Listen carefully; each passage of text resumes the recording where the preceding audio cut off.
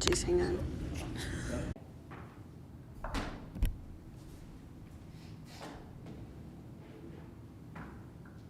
Thank you, Mayor and Council. This is a continuation of the discussion from your September 6th meeting where we talked about the Southwest Baxter property, Mississippi River Overlook, to be more precise. When we last held the discussion, our consultant gave a presentation of the planning process, so I'm hoping not to repeat that again, because we already kind of covered that ground.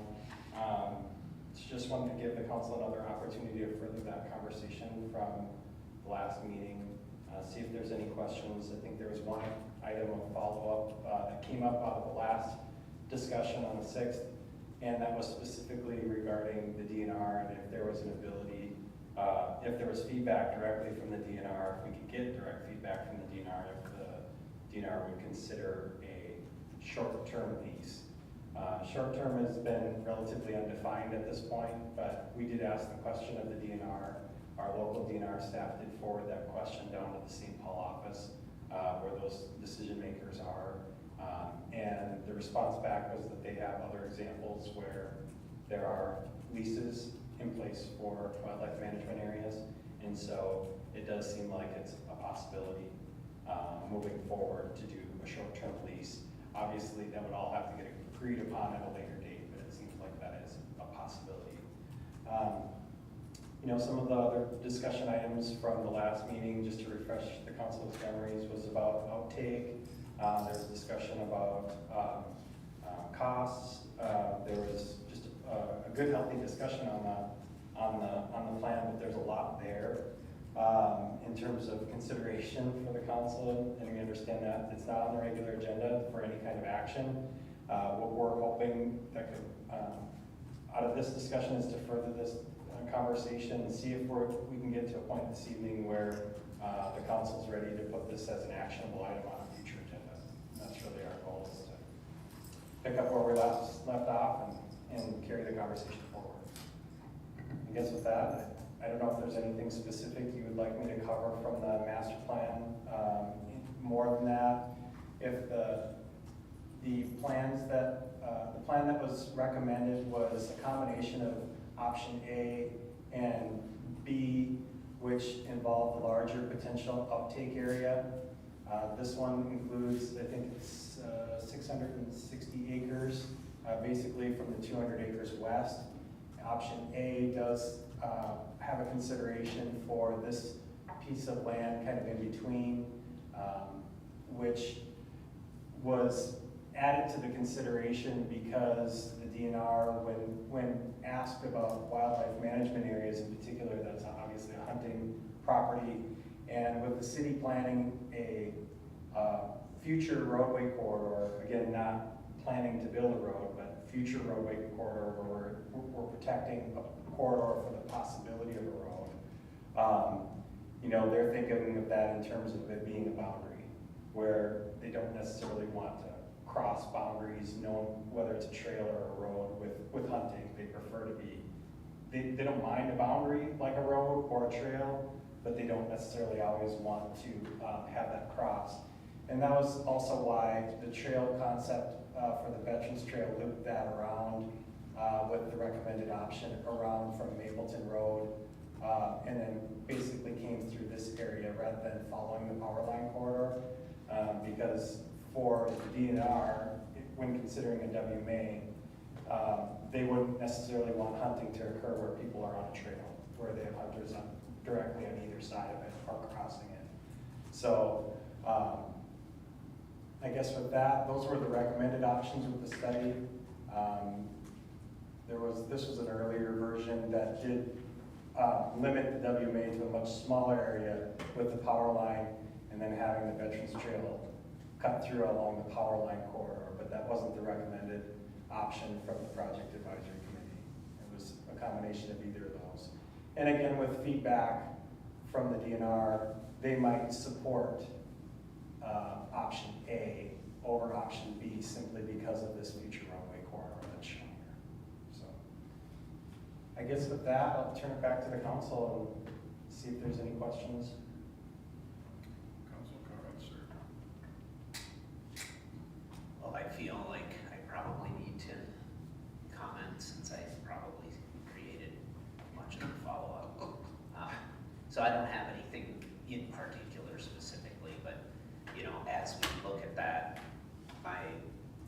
biggest concern from the start was putting on paper a plan that includes effectively an $8+ million price tag.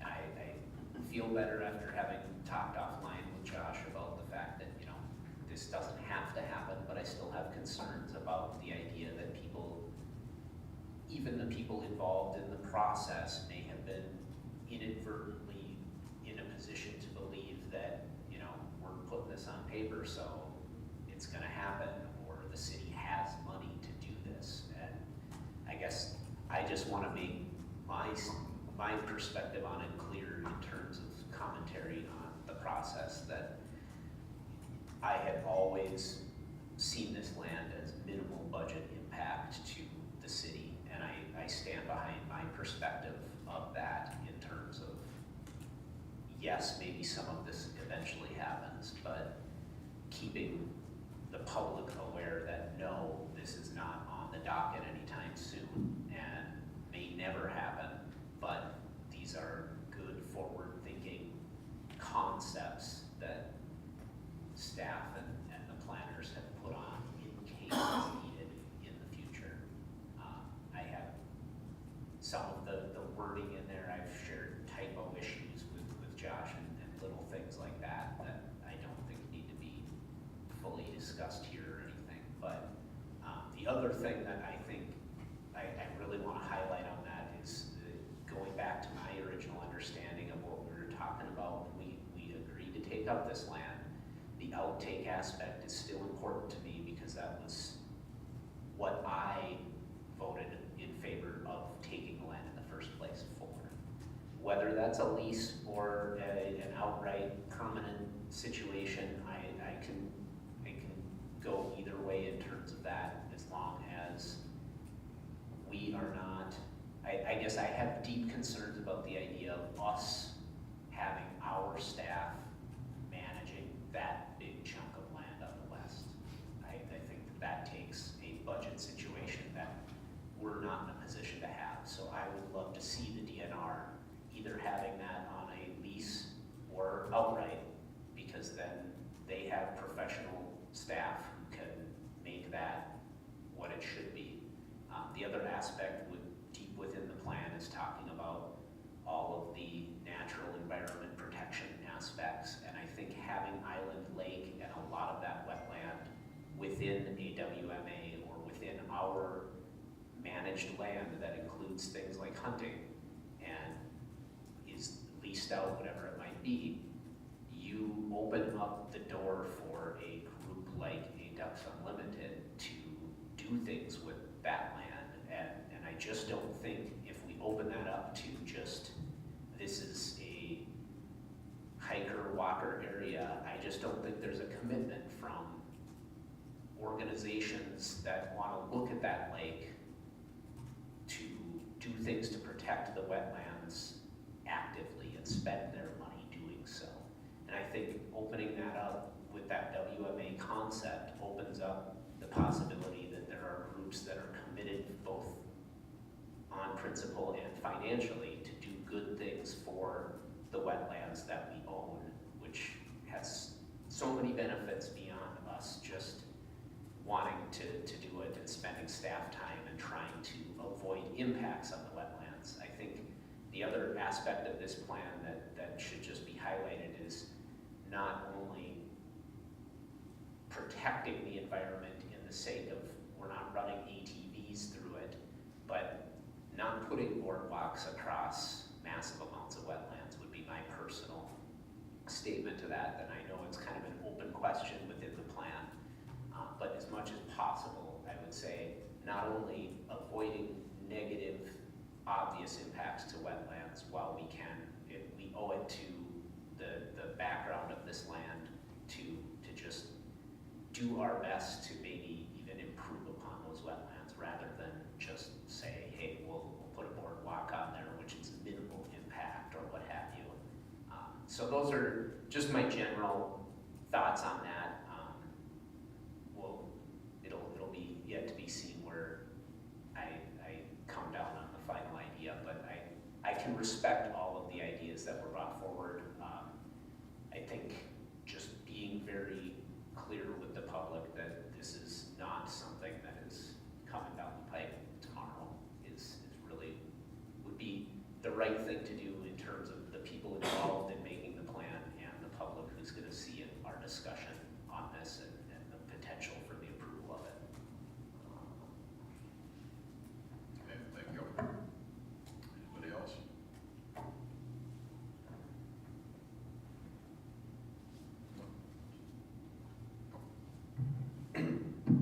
could just add to one of those comments, that the one thing that I've already heard from various environmental professionals already is that there's interest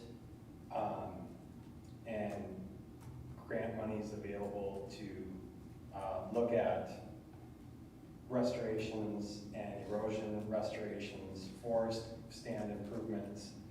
There seems to be right now actually money out there and available through one or two sources that I've heard about of late, I'm saying within the last couple of years, where there's interest from various environmental offices to consider this land for some sort of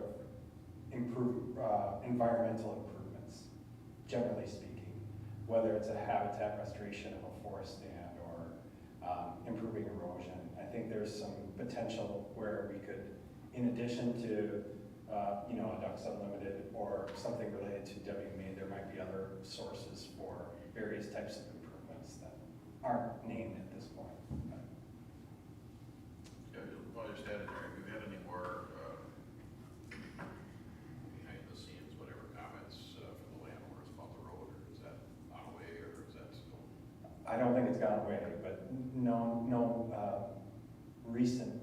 directly recent conversations that I can think of. I do think that the idea of this roadway is a big issue to the landowners that are along the road. And that is, I don't think has changed at all in terms of their position. We have tried to be exceedingly clear through the process that, as part of agreeing to the title of the land, we always wanted to look out for the interests of the landowners south of this land because it becomes an east-west barrier, to preserve that ability for a road that, if there was ever a situation where they wanted to petition the city for a public street down to that area, it's highly unlikely, it may never happen. But if they are our landowners within Baxter, and to cut it off, so to speak, for just going into the future was something we didn't want to get in the position of saying, well, we can't do anything because now it's, protected through a state natural resource land or other deed restriction where we could never do that. So we wanted the study to consider a corridor, but that corridor is shown in a different location in part than the actual private roadway corridor. So I think some have an interest in hoping that the city will build a road. Others have stated a strong interest in wanting to keep the public off the private road. And there's discussion that's been brought forward that the public's down there using the private road. So I don't think that issue's gone away at all. So that does remain a challenge. The plan talks about that we are planning for a future roadway corridor with no promises to build it. It says that right in the plan. It also talks about the idea of whatever public use is done on this westerly half to direct motorists to a parking area that hopefully becomes a priority to be built so that the public can be directed away from that private road to an authorized parking area. So that is one of the priorities that's been established with, and if we need to add signage or whatever. Obviously that improvement would cost money, but if it went to an outtake partner, perhaps that's something that the DNR would fund as part of accepting the land as a lease, is establish a parking lot in short time frame. So that was staff's thought process on that. That's not going to make everybody down there happy, because you never get rid of the potential for someone driving down that private road because they know on the map there's public land on the end of it. But the idea is to try to direct people in the correct direction as much as possible. In fact, we recently did a map for parking for those that register to hunt on the city property. Chief and our IT director did that to push them towards the power line corridor where there is a natural entrance and Grassy area there. and then on the very west end towards the corporate limits as well. So trying to, if an individual comes and expresses interest and registers to hunt on the city property, then we're directing them to stay off that property. Now, if they do it or not, separate conversation, but we are making every effort to try and educate and point people in the direction that minimizes or impact onto those neighboring properties, so. I'm gonna ask a couple more questions. Just out of curiosity, we've talked about this road, and at this point now, I've just realized that I don't know if anyone south of that line, is there anyone south of that line that regularly uses the private road currently in place to access their property? Or are the people coming, so that Second. road goes all the way through? It does. To the south end and it's used? It actually- Mississippi River. It actually goes right through here, and it actually, it veers off at about this location. In fact, I can go to a different map perhaps that shows it. I think one of just the basic area photos might show, yeah, here we go. So that roadway corridor that's in option A and B, that's shown as a future roadway corridor, follows the city's boundary along, hugging this easterly side, curving along the north side of Island Lake, then along the east side of Island Lake, and that roadway corridor stops here. But the white is the private roadway, and it goes, so it kind of matches up with the private roadway for just this stretch. And what's the legal status of the private roadway within our Good question. currently owned land? Good question.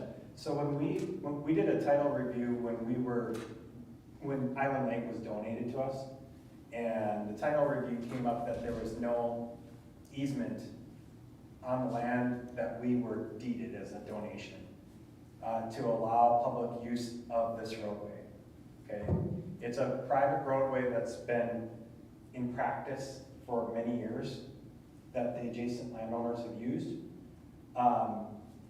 But there's no defined easement that allows the city the right to use that road as it stands today. However, recently, a property owner way back in this corner went through a legal process to get themselves legal access to that road, all the way up to Mapleton Road.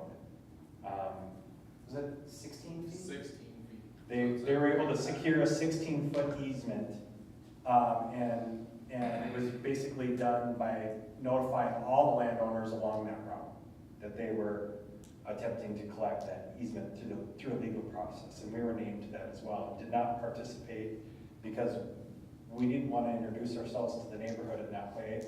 We were trying to do a civic engagement process to invite the neighborhood in to talk about our study and what do you want to see as neighbors of this land. It wasn't the way we wanted to introduce ourselves to the neighborhood. But that did occur, and they did get 16 feet, but that's for them. That's not for anyone else along the corridor at this time. On that note, so where it goes down beyond. Yeah, it goes all the way to the west side of Bass Lake So and up and around. the only person who could legally go south From of our Mapleton Road. property is the person who got that easement, Correct, technically. technically. And we can't access our property through any of it, technically.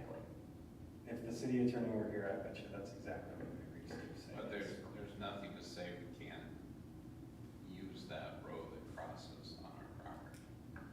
There, yeah, The road on our property belongs to us, and we could, I'm not even trying to suggest we ever would, but we could in theory say the only person who can use that road within our property is the person who has the legal right to, right? yeah, I don't know how well you'd do if you blocked it off and put barricades. The other landowners would go through a civil legal process to establish the practice that's been there for a long time. And I think it's, There's some inherent rights there that. Yeah, the attorney there's- would have to advise on. but yes, It's the cart path. yeah. Okay. And yes, they can get it very easily. Sure, And- which should imply that we are in the same boat. I mean, we're not. No, we have access to a road.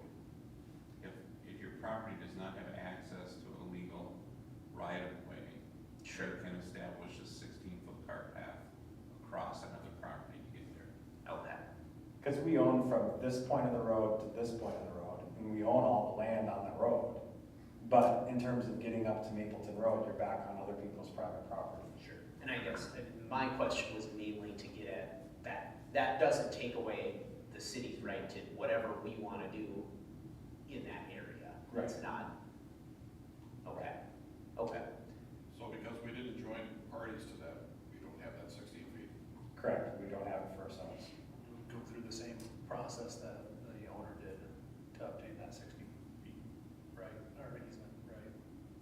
But I don't think you can do that because we have access to Mapleton Road. Power line corridor. sure. And when there's an old easement that got established for an 80-foot corridor, that there is an easement in place actually right along that power line corridor that was established to give Roy Barlow, who owned Island Lake and that 120 acres. I think they got the easement from Potlatch, is that right? Correct. So they got an easement for an 80-foot corridor that is recorded. So when we got this 120 acres, we also were beneficiaries of that 80-foot easement that goes from Mapleton Road straight south to the point of the 120 acres. So that part of the That's in road place. situation is at least handled, Yeah, there's no road there, there's a couple wetlands in the way, but sure. some details there, but we do have the easement, and we own the land. Is the easement across our own property, which, Yeah, yeah. it's not, Sure. is necessary. But there's a power line there as well, right? Yeah. So we would at least have that aspect of, Yeah, and when you look at the plan, Widseth was brought in as well to look at the road portions. And you can see why there's a protected corridor that's not green, which is outtake property that widens. And it's trying to make sure we can secure a 100-foot corridor around those wetlands to then go back to a 100-foot corridor down to the south end of the city property as, again, holding it for future road interests if and when it ever comes up. Anything else? Yes, I'll just reiterate my comments from before that I want to make sure that we have a good idea about what Southwest Baxter is going to do before we turn this property over, but have an uptake of it. And, you know, at a bare minimum, we should still, if we're going to do that, we should lease it. Because you're never, if for some reason this develops, you're never going to be able to find parkland in that area after the fact. So that's my take on it. It's just, you know, we've had some opportunities in the city to have more parkland, didn't get it. And, you know, you kind of look back on it and go, you know, maybe we should have done that. So I just want to make sure we're not short-sighted on it. Right. You know, we don't have to spend money on it. It doesn't have, it can be I wish I believed that, but. passively managed. And, you know, until we exhaust all these other avenues for potential projects on that site from other entities, and, you know, maybe they're partners in managing it. I might be a simpleton here. I mean, why would we, if it develops, why would we not be able to maintain park property with the development? Those are requirements. What am I missing? No. You get a little bit of park property, but you'll never get the opportunity to get a, I'll call it a regional park, because that's what it is. Yeah, you get a neighborhood park, you get, what, an acre in a neighborhood or something with a development. But nothing to this magnitude. I just don't want to be short-sighted on it. Yeah. It's fair.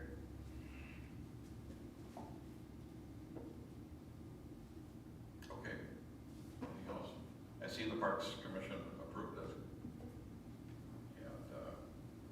And In long range. that's in long range. Yep, they both reviewed it and recommended. I think they reviewed option A, which is, I think, a combination. The option A and B got combined based on what uptake partners would think. So if you went with the Parks Commission and Long Range Planning Commission's recommendation of the study as it's drafted, you would be stating in effect that you agree to a potential DNR wildlife management area for basically the west half.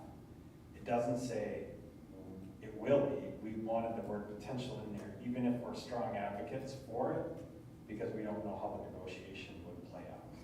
I would ask that when we go to if the council goes to a vote to accept the plan, that we're just clear, what the council expectations are going forward as it directly relates to that. Is it with, we like this wording, we like how that looks in terms of the acreage, but that comes with the direction to start working with the DNR or wait for a period of time before we start working with the DNR, whatever it's gonna be. I think that direction would be helpful if and when we get to the point of the council voting on it. So just so I'm clear, we vote to approve it as is. Where is the escape mechanism for the DNR decree of what they'll do and what they won't do in case we don't like that? Yeah. The word potential is all I've got. You've stated that it's your interest Put that in a lease. and a lease. You, If we don't agree to the lease. You've got to be a willing partner that's going to sign on the dotted line if it's a sale or a lease or whatever. The plan is just giving you directive to walk towards that direction. Okay.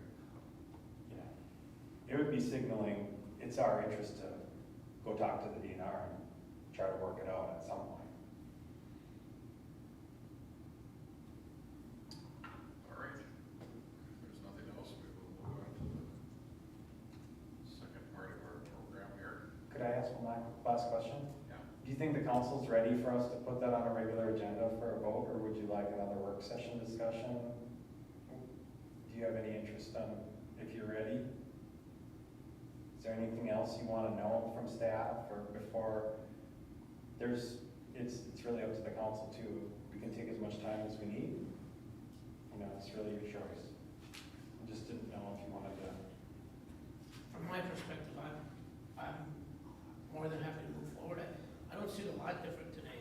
5 or 10 year comprehensive plan where we, are planning for the future and trying to lay out, without any financial obligation. I just don't see it any different.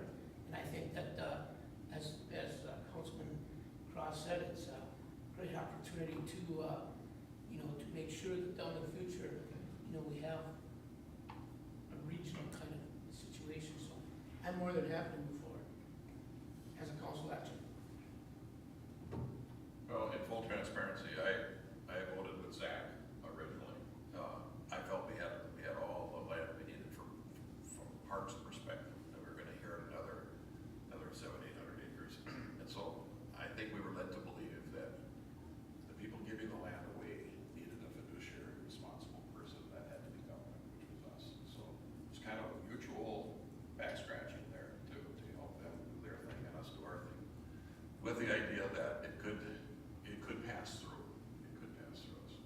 What Mark is saying is potentially true. I agree with that. So I got on board with the idea that if we could look at doing a lease with them in case we made a mistake, for lack of better terms.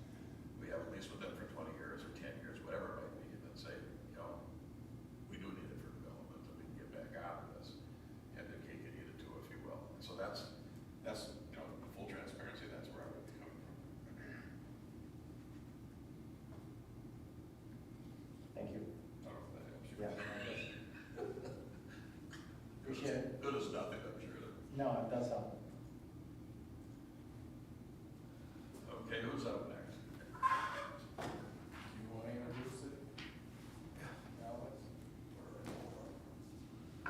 I don't, you good? Yeah, I'll work on it. Start talking. All right, good evening. Right now,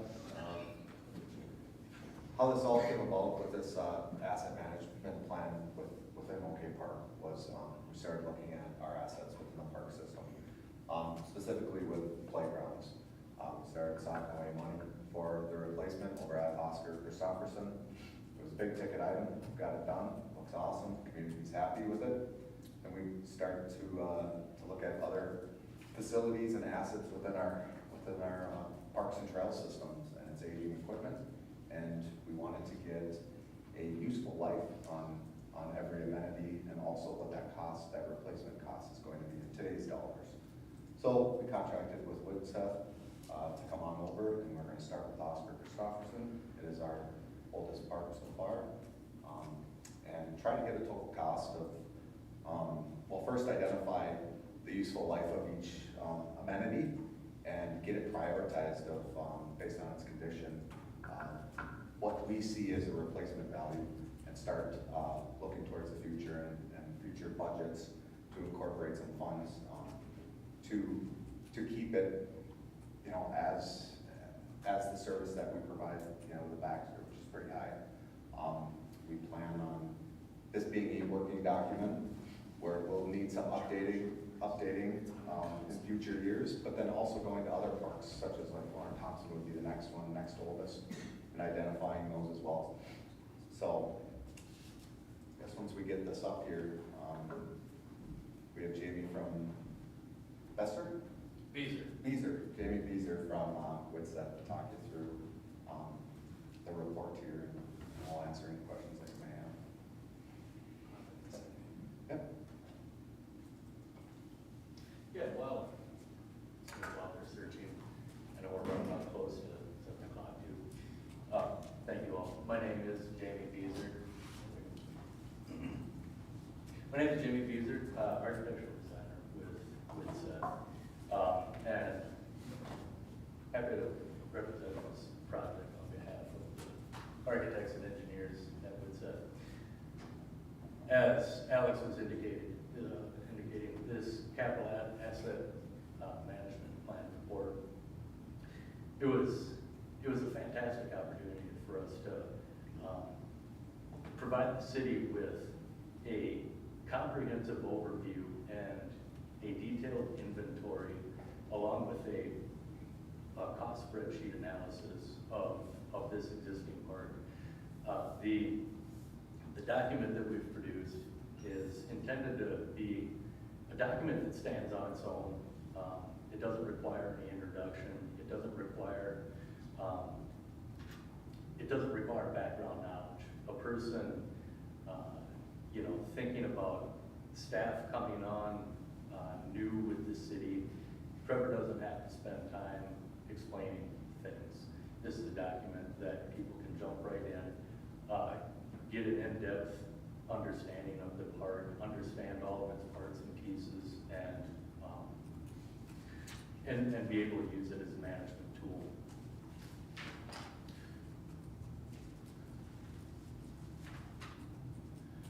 What we're going to do, I'm going to highlight specific portions of this project.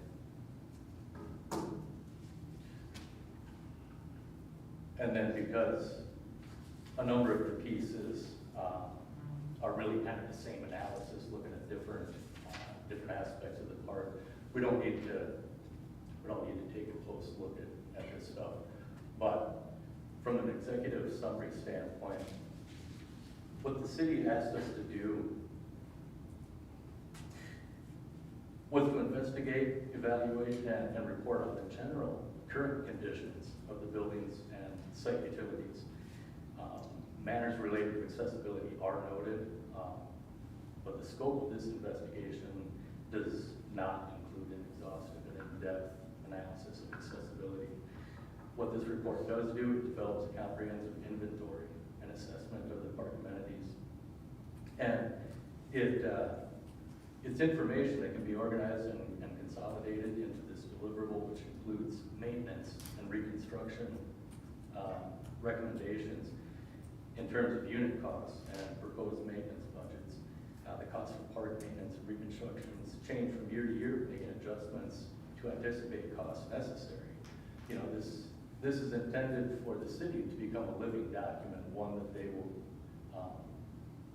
continually update. The document also serves as kind of a roadmap.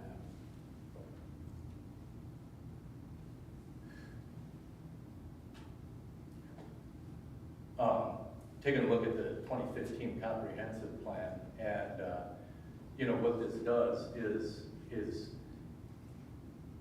in one place it gives the city an understanding of plans that have currently been approved, the discussions that have been had, but also some of the nuances.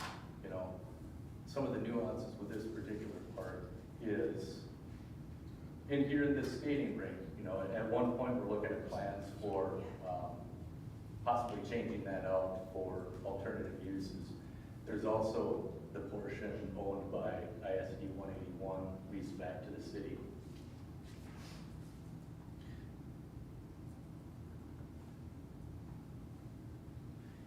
And then in terms of a report, the spreadsheet prioritizes the different items in terms of low, medium, and high. Low estimating, a value of low is estimated replacement values of 10 years or beyond. Medium is something where we're looking at 5 and 10 years.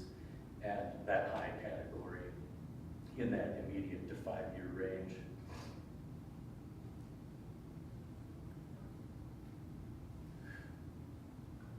Starting from a broad overview, we provide a comprehensive summary of all the parts of entities, laying them out in a map and legend format. Again, making sure to highlight that portion of land owned by ISD 181. From that, we start to zoom in a little bit, given kind of a photographic inventory of all of those specific things with quantities, counts. And then again, taking another view of the park and identifying each of the locations of all these different amenities. Once the project has been laid out from kind of the 30,000-foot view, we take an overview of each of the different primary parts and pieces of Oscar Gustafsson Park. And in this overview section, it's somewhat like an executive summary of our findings. Through this overview, it then dives into specific analysis.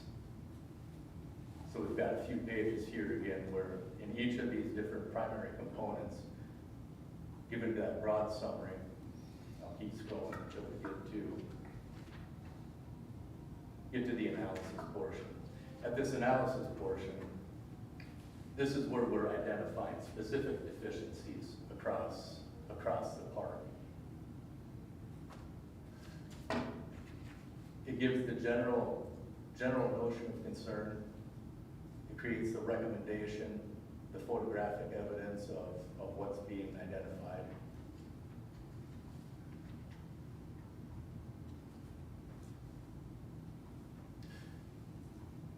Let's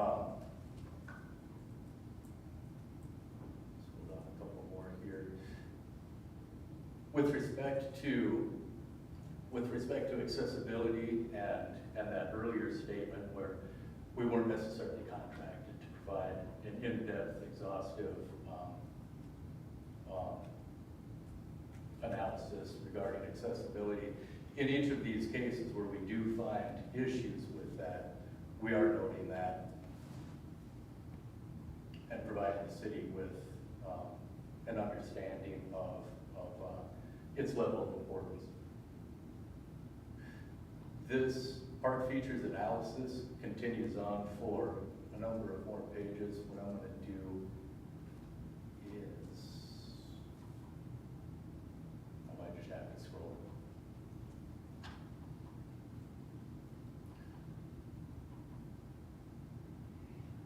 So as you can see, this process repeats in each specific item. And I want to talk about the area of the hockey rink in particular. This is one that this document, looking at it from a comprehensive point of view, you know, we're able to look back at the 2015 comprehensive plan, and we're reminded that the city's already been considering alternative uses. And so when we take a look at this rink area in particular, you know, it starts off indicating, you know, consideration should be immediately made for, you know, taking this back and do just making sure that we're looking through it through a comprehensive view.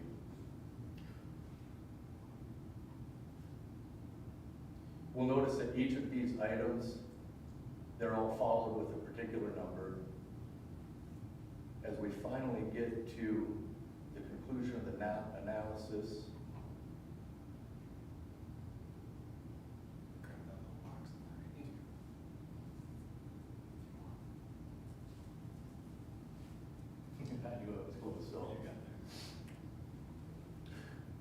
here's where we get into the spreadsheet. And so the spreadsheet, each of these items that are specifically identified is called out here.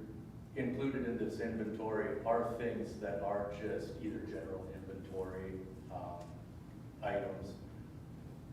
When known, we're including dates when it was new, providing particular comments. We're including dates of useful life, cost units, quantity, unit of measurement, total value in terms of 2022 year, and then again, relating these deficiencies in that priority range of high, medium, and low. Each segment, this one being related to the Parks and Rec building, each segment has a subtotal portion where we can see all of those values. In this spreadsheet, I'm gonna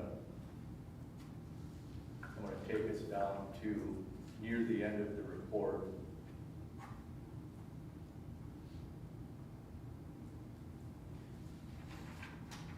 At the report conclusion,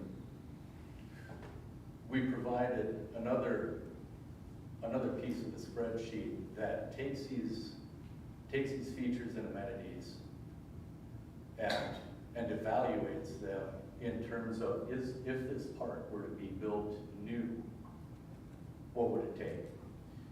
And with each of the individual cost items, quantities, unit of measurements, we're able to take all of these pieces of information and arrive at a conclusion that the asset value of Oscar Christopherson Park is over $5 million. Which again, just gives the city a great tool for understanding the true value of all of these things. And again, highlighting the importance of being able to have a full document, a full inventory that identifies all of these parts and pieces.